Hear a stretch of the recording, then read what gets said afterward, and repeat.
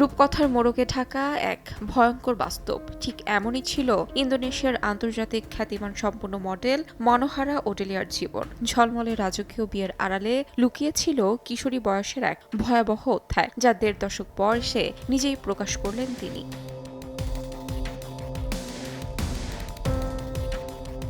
২০০৮ সালে মাত্র ১৬ বছর বয়সে মালয়েশিয়ার কেলান্তান রাজ্যের সুলতানের ছেলে টেঙ্কু মোহাম্মদ ফাকরি পেত্রার সঙ্গে বিয়ে হয়েছিল তার। কিন্তু সম্প্রতি এক খোলা চিঠিতে মনোহারা দাবি করেছেন সেই বিয়ে তার জন্য কোনো ভালোবাসার গল্প ছিল না, বরং জোর করে চাপিয়ে দেওয়া এক সম্পর্ক ছিল। তিনি স্পষ্ট করেন, বিয়েতে তার কোনো সম্পত্তি ছিল না। পরিস্থিতির চাপে এবং ভয় ও নিয়ন্ত্রণের মধ্যে পড়ে তাকে এই সিদ্ধান্ত মেনে নিতে হয়েছিল।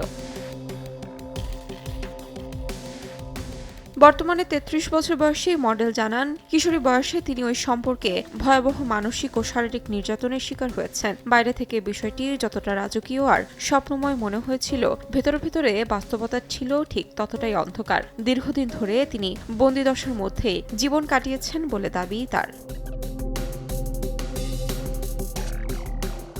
মনোহারার সেই বিয়ে তখনই আন্তর্জাতিক অঙ্গনে তীব্র সমালোচনার জন্ম দিয়েছিল।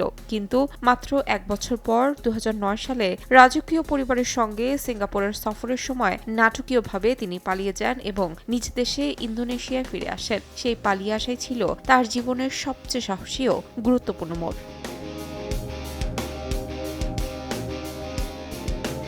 তাহমিনা তন্নি, সময় সংবাদ।